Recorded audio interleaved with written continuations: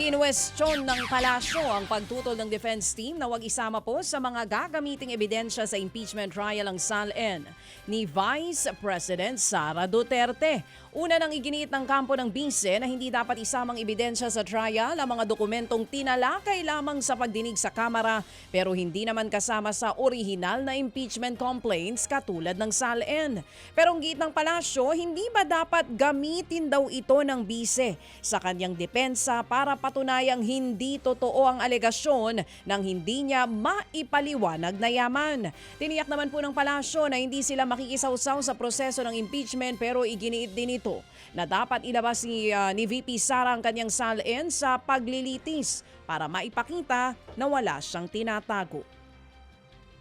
Sa iba pang balita, maglalabas naman po ng bagong direktiba ang DepEd para mas paigtingin ang seguridad sa mga paaralan at palakasin ang pagpapatupad ng Child Protection Policy at maging ng Anti-Bullying Act. Ayon po kay DepEd Assistant Secretary Roger Masapol, kasama po ang lahat ng eskwelahan sa bagong direktiba ng ahensya. Kasunod po yan ang sunod-sunod na kaso ng karahasan sa mga paaralan kung saan sangkot mismo ang mga estudyante.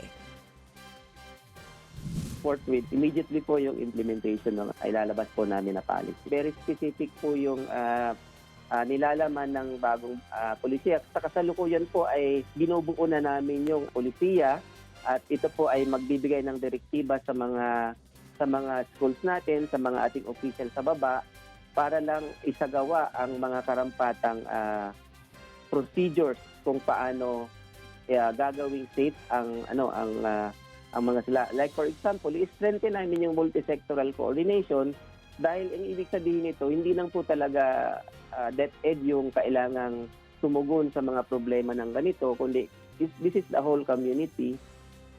Yan nga po ang tining ni DepEd Assistant Secretary Roger Masapol.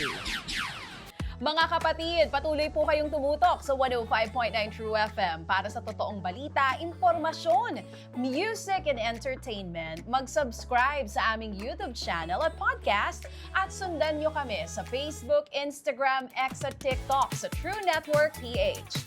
Bisitahin din po ang aming official website, truefm.ph. At panoorin din kami sa True TV Signal, Channel 19. Kami po ang 105.9 True FM. Laging true sa'yo, kapatid.